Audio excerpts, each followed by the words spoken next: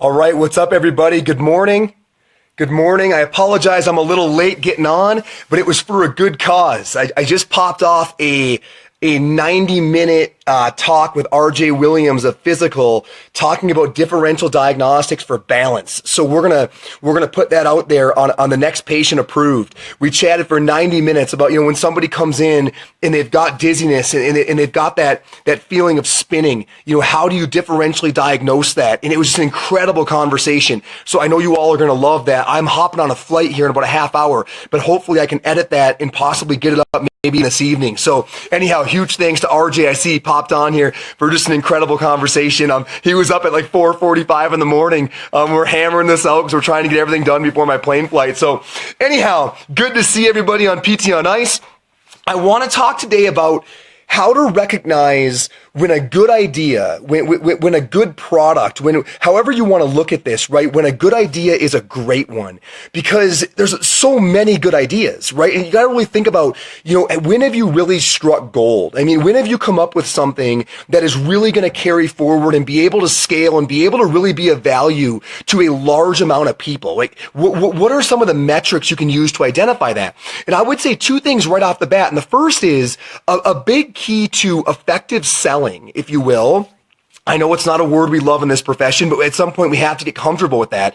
A big key to effective selling is being able to recognize a narrative that will recognize what the person looking to purchase your product or utilize your service. Yeah. So being able to kind of, pitch a narrative from your product and service that really makes sense and resonates with somebody. A big key to ethical selling, right, is that narrative is true, right? You don't want to get in the habit of lying to people to buy your product. I mean, that's a real lose in the long game.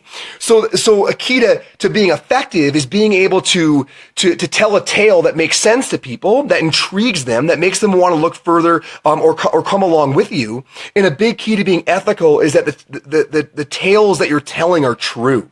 So on a real simplified version, one could say that the more true narratives that you can tell in relation to your product and or course and or service, the more true narratives that you can tell that might resonate with different groups, right, is really an indication of the overall size of goodness, perhaps, that this idea and or course and or service offers. So let me break that down a little bit and to give you guys a case example and see if unpacking this doesn't make some level of sense. So I want to talk about what we're doing with the applied prevention and health promotion group. So just a 30-second background for those of you who aren't aware of APHPT. What we're doing kind of on that side of things, largely spearheaded by Mike Eisenhart and his group with Proactivity, is really trying to help PTs and even growing now into a multidisciplinary sphere, really help them begin to incorporate population health concepts and lifestyle PT concepts, right? So in other words, thinking beyond the basic flared up musculoskeletal system and trying to think about, how can I help this overall human become more resilient, become more connected, really begin to thrive. And then ultimately by manipulating some of those variables, by making them healthier, by helping them sleep better, by getting them connected, having them move more, and by manipulating some of those lifestyle variables, if you will, kind of watching a lot of their musculoskeletal issues dissolve, right? And also watching a lot of their chronic diseases dissolve, and really understanding how to know the evidence behind these population health and lifestyle PT principles, and then actually be able to enact them in your clinic, or where we're really going with this, be able to go out there and work with companies, right? And take a look at their people, manage them, assess them, and then really come alongside these large groups of individuals, right? And make them overall more robust, more injury resilient, more healthy, more happy. So that is really what APHPT is all about, is teaching the principles of how to sort of operate in this more of a 30,000 foot zoomed out view, with the goal of being able to access a huge amount more people, right? As well as being able to prevent a lot of the overuse of the medical system that unfortunately is so prevalent in society. So that being said, right, that is sort of let's just say for the sake of this morning show, the APHPT product, right, is that we have this group, right? right, that costs a very small amount of money per month to be a part of. And by being a part of it, you learn how to sort of behave as a healthcare practitioner in more of that zoomed out perspective in more of those different areas of the population level. So let's talk about how one might sell that quote unquote product. And let me give you an example of competing narratives. So when you're looking to sell something, right, you're really trying to figure out for the person who is inquiring about it, right, what's the narrative or the story that you can tell that will really resonate with that person in regards to your product. So for any given individual that I am looking to educate on what APHPT is, how it works, and why they might want to be a part, I'm trying to get a read for where that person is coming from.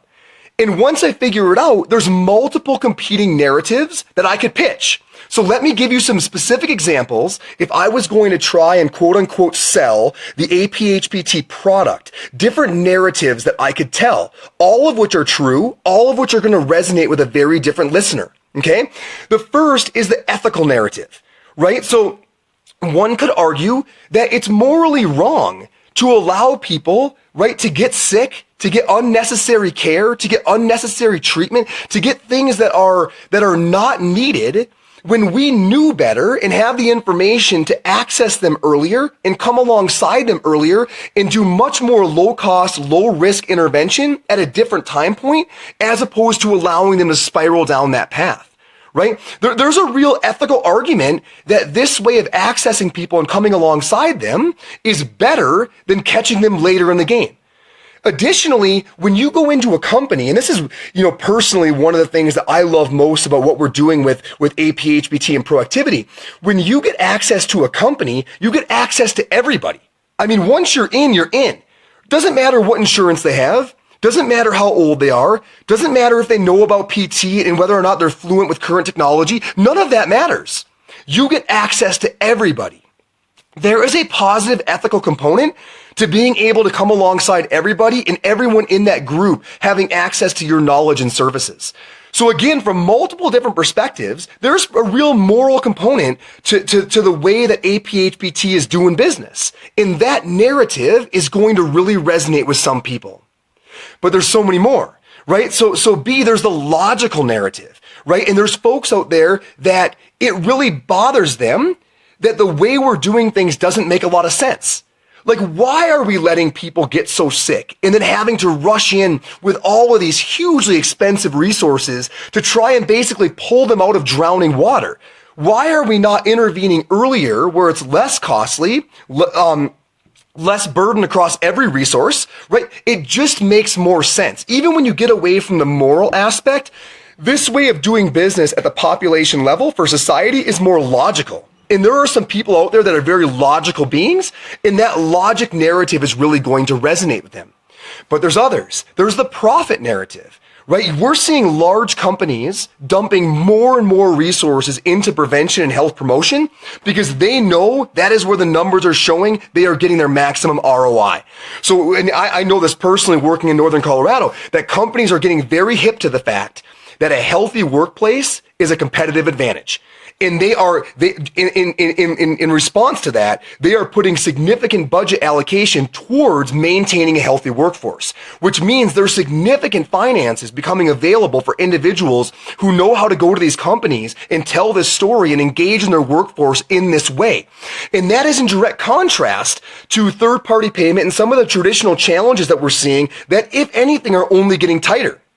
So if someone was looking at it purely from a profit perspective, there's a tremendous argument and narrative there of utilizing population health principles in the APHPT model because that is where a lot of resources are going towards while they're getting tighter and tighter on kind of that traditional payment side.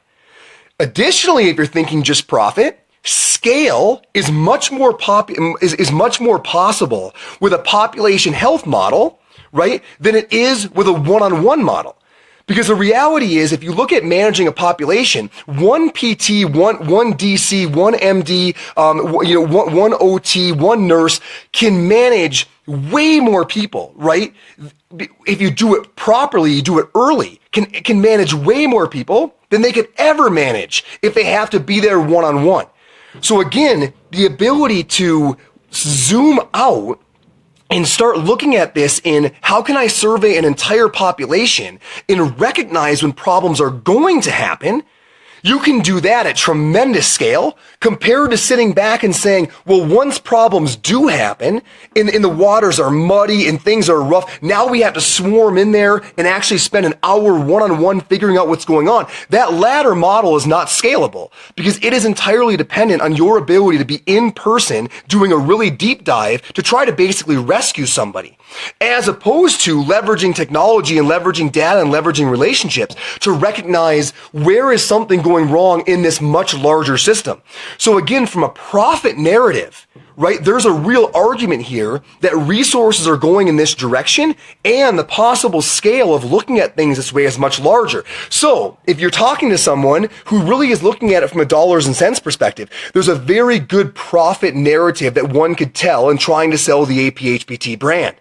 A fourth narrative would be the momentum narrative, right? Some people love being on the train early. I'm probably one of those people, right? So there's a lot of people out there who love the idea of recognizing that this is the direction things are heading. This is where the finances are heading. Honestly, the medical system is more or less imploding and everyone's recognizing the need for change. And this is where the strategies are going. It's where the focus is shifting. I want to be on that train early, especially when you realize that a lot of people are already getting on the train, right? I mean, was it last week or the week before we saw that awesome APTA webinar that came out, and shout out to all the awesome speakers that were on that, talking about incorporating population health principles into your PT practice. Folks, it's going this way. I mean, you see our national organization going this way. You see companies going this way. People realize that waiting until people get really, really sick and rack up unbelievable medical expenses and then trying to basically save them from there one by one, it isn't working. It's not working now. It's not getting better, and it's not going to work in the future. So you see the shift is happening. You know you're going to wind up there eventually. The question is, how early do you get on the train? And some people just love being early adopters. So pitching that momentum narrative of you can see it going this way, why not sooner versus later, is going to resonate with a certain kind of listener, right? A final one might be the us against the machine narrative. It feels really good for some people. And again, this is all about some people, figuring out which people respond to what narrative. It feels really good for some people to recognize that there are really deep-seated issues in a current system of doing things, in bucking that system and helping to be a part of some of the people who say, you know what, we are going to fundamentally change the way that we are going about business in healthcare, right? And then being able to look back in 15 years and say, you know what, I was kind of right there. Like, you know, we knew things were going wrong. It was really, we were being a disservice to the vast majority of the population.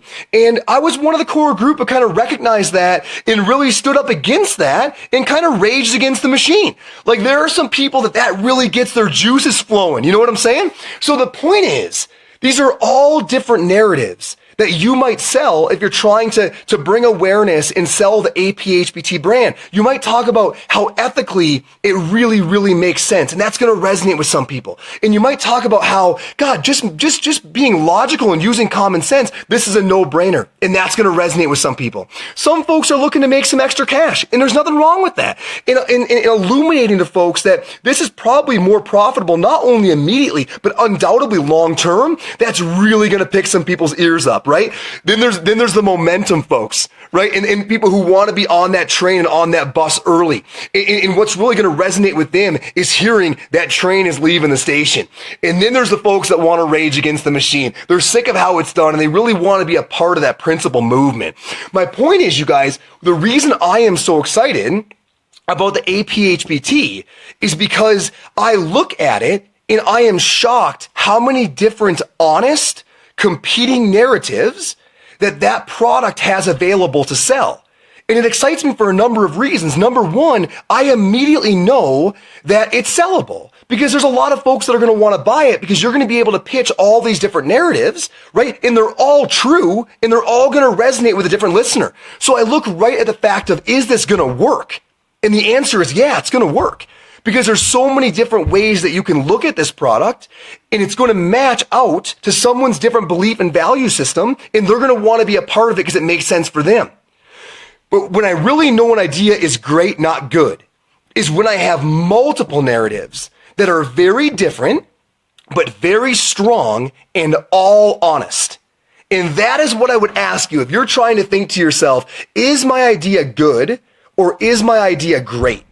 I would say the best way you can unpack that is think about, well, how many different ways could you look at using this product, or how many different ways does this product or service really resonate with someone and really resonate with their value system and their goals, right? How many different unique ways could you break apart your idea, right, into distinct narratives that you could then target at certain populations of people and help to illuminate them how this idea can be of value for them?